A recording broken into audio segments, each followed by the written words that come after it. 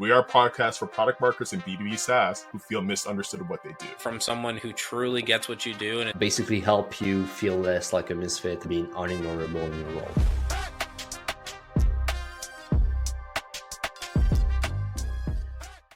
Hey folks, Gab here. So season 4 is dropping in 2 weeks, and because it's a long time, we decided to do a little recap of a series of episodes on how you can build influence as a product marketing manager in 2025. So hoping that this will shorten the wait. Thank you. Cheers and enjoy. How do you define product marketing within an organization? Because many instances, you're going to have sales saying, I need this one pager. You may have executive leadership CEO say, hey, we need some copywriting on this website. So for anyone that's in this similar situation, like, what is your definition of product marketing? And then how do you influence that definition across key stakeholders? Yeah, I think that product marketing needs a definition at each organization. Like there isn't one blanket one. Like for me, product marketing is responsible for identifying who are your best customers and the markets and spaces that you should be playing in, identifying how to price, package, and position value, and then bring recurring value to customers. That's product marketing for me. The skills and like tactics under that, we could argue that copywriting could fit under that or not. You know what I mean? There's different worlds, right? You need to assess for yourself what kind of product marketer you want to be and within what type of a company. Like I would not be a solo PMM because I would have to spend too much of my time on tasks that are not my zone of genius. But there's other people who excel in that area, right? And so from my experience, most of my teams have been at like later stage startups to early scale ups where we've had the luxury of having product marketing and some other marketers. That said, like even at Kajabi, fairly large scale up, we had 6 product marketers. There's definitely times where we wrote our own pendos. Like I'm not saying we're saying, oh, we can't help out. Like we're team players. And there's times where, especially if something comes up today and we want it to go out tomorrow, yeah, we're going to chip in and we're going to like write the email, we'll write the pendo. But that's different than saying I have a tier 1 product launch coming out, 2 months from now, and I'm going to write all of my own collateral and website copy. And so it's not to say, oh, we're too good for that, or that's not what we do. It's like, how do we set boundaries so we can each do our best work? But then of course, at the end of the day, we're a team and we all need to chip in, So that's how I think about it. I think if you want to set yourself up for success, whether you're joining a new role or you're in a role right now, it's just having those conversations and setting those boundaries. Like in interviews, I'm super clear on what do you expect to be doing with your day? Like I'll ask when I'm hiring PMMs on my team, how much of your day do you want to spend doing this? What brings you joy? And so you should already be aligned on this with your stakeholders. And we talk a lot about marketing, but honestly, sometimes I find that actually more of the overlap can even happen with product. But this is the exact conversation we also need to be having with. What do you feel on that same note in terms of reporting then? If you were to put them somewhere where you had to have a boss, who's that boss in your opinion? Yeah. So I have opinions, but I also will caveat it by saying that like the context of the company does matter, right? But in an ideal world, if I was designing a business and I could design it around a structure I think would be ideal, I would have it on its own. So it wouldn't report into product. It wouldn't report into marketing. It would report into either like a chief commercialization officer or a chief strategy officer. And so when I was at Amounts, this was actually what I had the opportunity to do, which was amazing. So when I joined Amounts, I joined as the head of product marketing. And I was blessed that the system was already set up a little bit for me. There was a head of product, a head of marketing, and then a CRO. And so I actually got to report to the chief revenue officer. And product marketing was carved off separate than marketing. The head of marketing and myself, we both reported into the CRO, but at least we were our own functions. But what happened was that we ended up having some friction between marketing or revenue and product. And we all agreed that one of the best ways to diffuse this tension would be for there to be a third party, a neutral and unbiased third party. And so when our CRO, she actually got promoted to the CEO spot, which was amazing. And so then there was an opportunity for me to become the CSO. So I took on the chief strategy officer title. I removed myself from the revenue unit. So then we had a head of product, a head of strategy, which was then doing lifecycle, partnerships, and product marketing, and then a head of marketing. And we would have 3 strategic peers all being able to work together. Oh man, that sounds like a dream layout there. how do you convince everyone in your organization that we should be building products that people want to buy, that when we launch this, we've got people already lined up to pay us for it, versus building a product and then taking all of our resources to figure out how are we going to get people to buy this thing? Have you situations where you've had to have that conversation and say, look, this is how we need to run product launches and develop products? Do you have any advice for our users or any examples that we could share?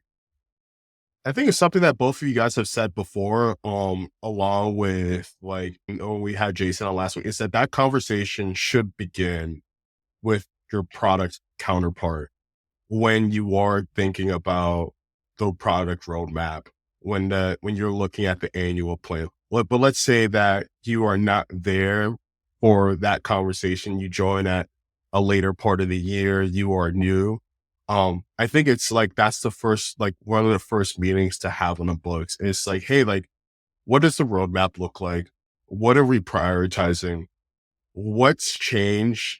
What changes have we seen so far, either from just customer interactions, from feedback we're getting from customers, from cases that are coming from the customer success team that may influence how we have the list prioritized today.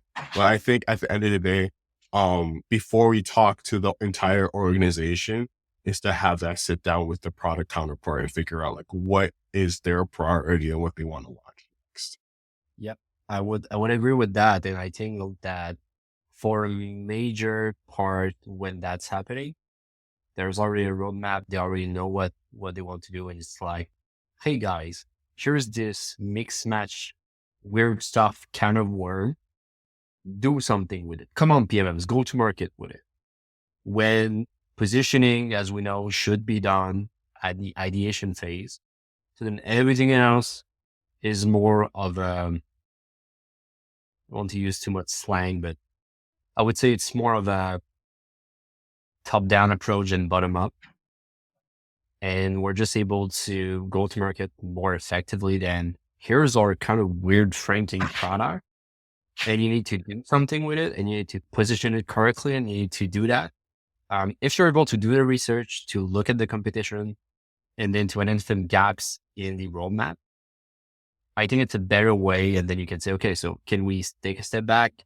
Can we remove the releases and ideas of the next quarters and just focus on tweaking that product to fit the positioning and the strategy around the market we want to bring? And then we'll be able to focus on the direction we want to take, because the same is happening in growth as well. You're trying to make things work, but it's not seamless because there's not necessarily a need for that product. People are not necessarily aware of it, either problem aware or they just don't know about your solution. So yeah, pretty much it. I love this. We got some wise words coming out of the We're Not Marketers today. Just the role of product marketing, I would actually argue, is the most important role in marketing. How's that? Because I think that people get too in the weeds in companies. We get bent around the axle and we get too obsessed over little tiny optimizations or tweaks, or maybe we have the wrong sequence going out to these people. Maybe the ad targeting is wrong. Maybe we need to send another, do another X. It always comes back to the tactics. And if you look at LinkedIn, it is so much tactic driven. If there was one 80% thing that makes the difference in marketing, it is what product marketing should own, which is positioning and messaging. And I think positioning is the most important part of great marketing, and typically that is typically owned by product marketing. So as a way of working backwards from your question, 100% product marketing is probably the most important role in marketing. That's not to take anything away from the others. I think you need people who are going to promote and distribute that message and convert that message. But without the message is the thing. That is the biggest thing. And if I could bet I wrote about this recently, the number one thing that I would bet on is positioning and a unique point of view and a differentiator. And that all comes from product. One challenge especially for founding product marketers is building that influence with their leadership to have that ownership and that trust. What chatter do you see within your Exit 5 community or from your past experience on how like a solo product marketer or can build that trust and leadership so that leader at the end could be like, take that, what you just said here, take this positioning, run with it, and enable it across our organization? I think that, so when you're that solo or early marketer at a company, and then in the example of Drift, the way that I got permission to be in that conversation with positioning was for the first 6 months of that company, like I just got so much shit done. I didn't care about my title. I didn't care about who. I didn't have a team. I didn't have a good title. I reported the CEO only because like we didn't have a VP of marketing, and I was the only we just needed somebody to wrangle that.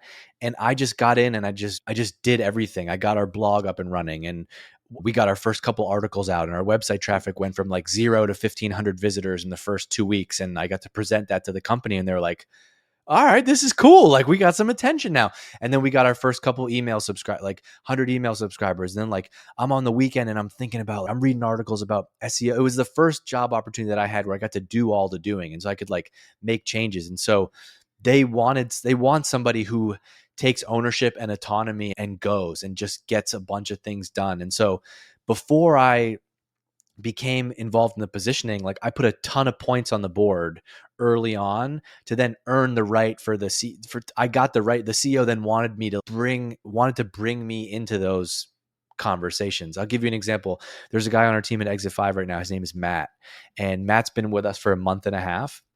And Matt has just come in, boom, just gone. He's just done so much stuff in a month and a half.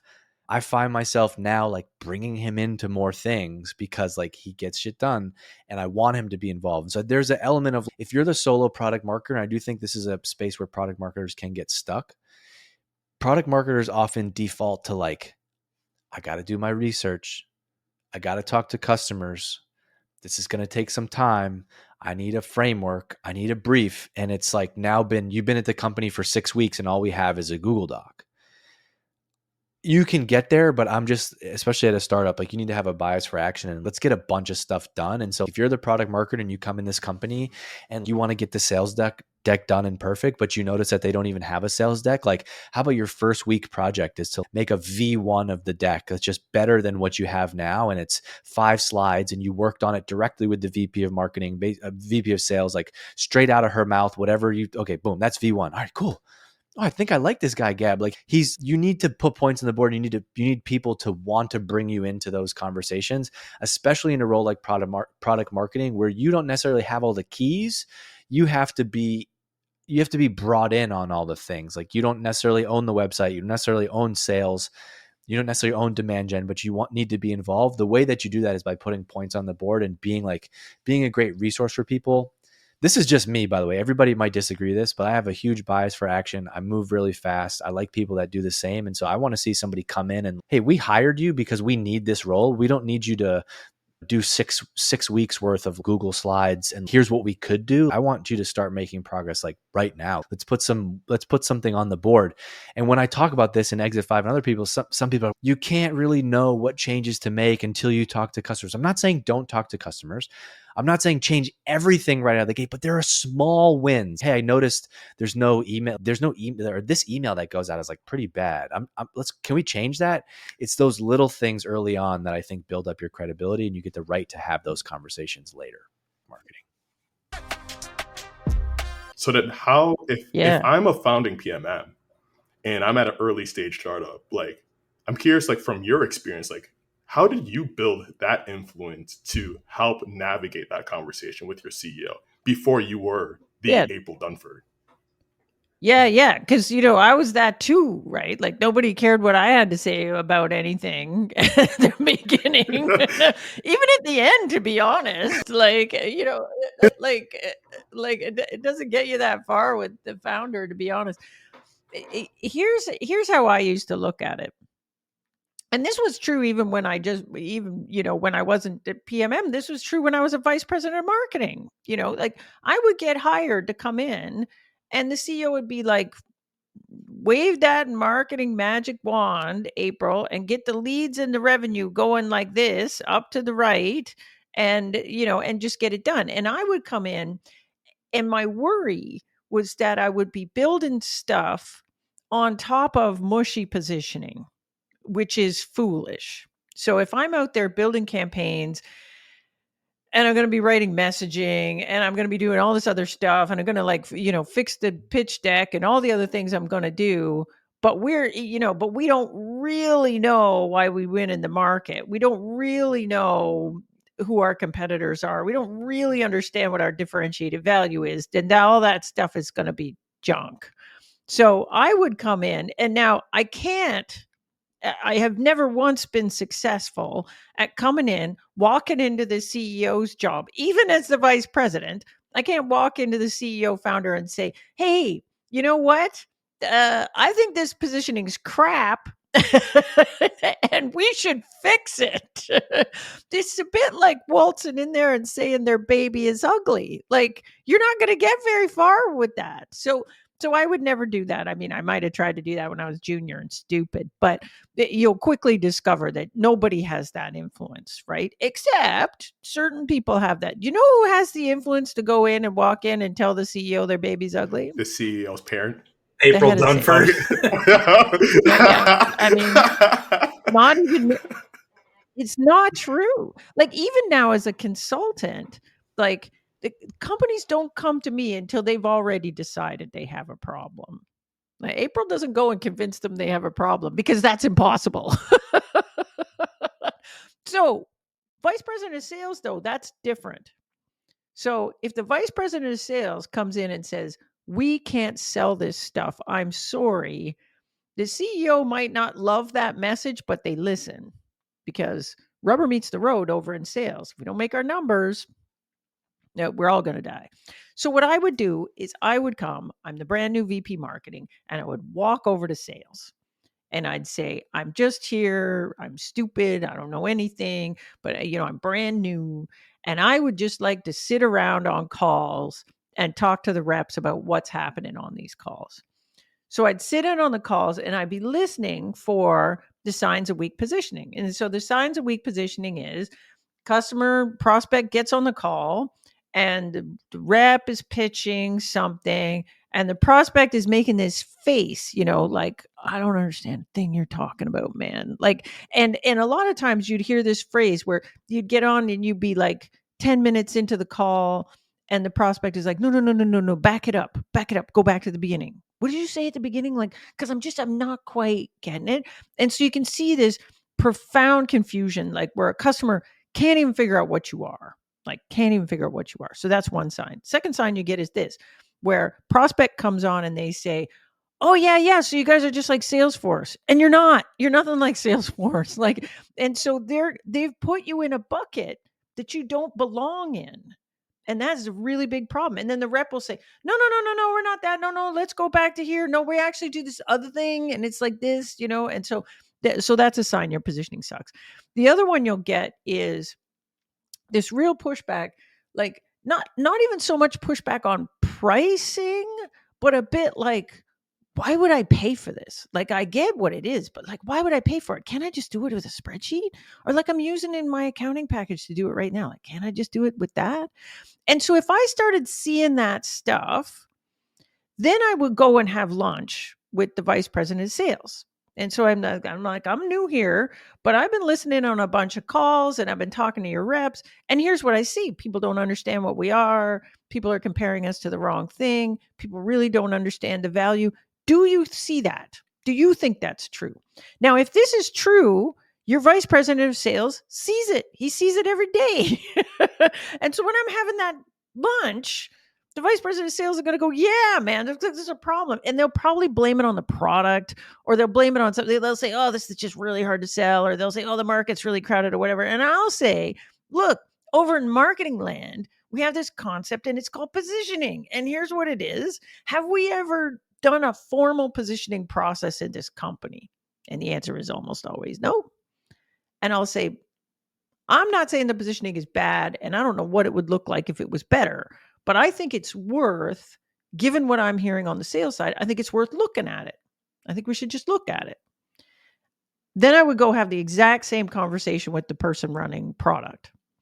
Same thing. I'd be like, hey, I'm over in sales, and here's what I'm seeing. I'm seeing we get compared to things we shouldn't be compared to. I'm seeing this, I'm seeing that. Do you see that? I mean, you spend a lot of time with customers. Do you see that? This general confusion about what we are and whatever. And again, if it is a problem, product sees it too. They might not necessarily think it's positioning. They might say, well, we have this roadmap, and once we get these 5 things built, then everything's going to be perfect and whatever. And I'm like, yeah, okay. But while we're building those things, every day we have to do deals, and we suck at doing deals. So maybe we could fix this. In marketing land, sometimes we can fix this by tightening up the positioning. Have we ever done a positioning exercise at this company? And the answer is almost always no. Then I go to the CEO. So then I go to the CEO, and I'm not coming in there saying, you got to do this because I said, and I'm, the smartest marketer on the planet. I go in and I say, look, I'm dumb. I don't know anything. I'm brand new here. I don't know a thing. But here's what I'm hearing in sales calls. I'm seeing nobody understands our value. I'm seeing the sales calls really rough at the beginning because people really don't understand what we are. And I'm seeing this, we're getting compared to people we shouldn't be compared to. And so before I go and spend a lot of effort doing this, I think it would make sense to get a little team together, you, me, product, sales, let's get together, and we'll just go through this little exercise and see if we can't tighten up that positioning and make it better. And what does the CEO say?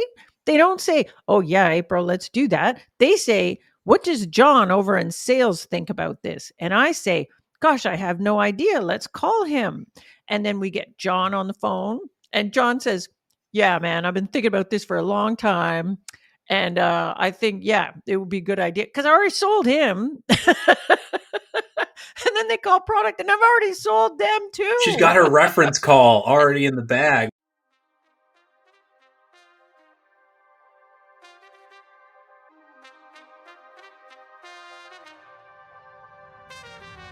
Thank you for listening to We're Not Marketers.